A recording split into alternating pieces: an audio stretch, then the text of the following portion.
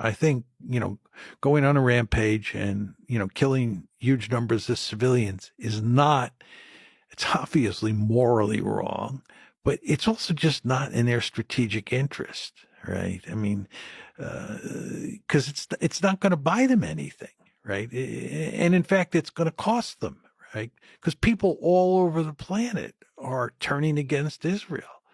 I saw, an Israeli think tank today that has been tracking protests around the world, gave some figures for what it looked like between October 7th and October 13th in terms of the number of protests around the world that were pro-Israel versus pro-Palestine.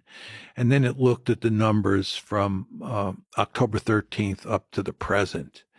And I think the numbers were 69% were pro-Palestinian in the first 6 days after October 7th, 69%. And I think 31%, take these numbers with a grain of salt, 31% were pro-Israel. So I think it was 69 and 31. Since then, since October 13th, if you look at the number of protests around the world, 95% have been pro-Palestinian and 5% have been pro-Israel. And what this tells you is that public opinion around the world has shifted against Israel. And if you look at some of the demonstrations in places like London and Washington, D.C., it's truly amazing the number of people who are coming out in support of the Palestinians. And all of this, again, is just to support my point that it was just not smart for Israel to launch this bombing campaign, right?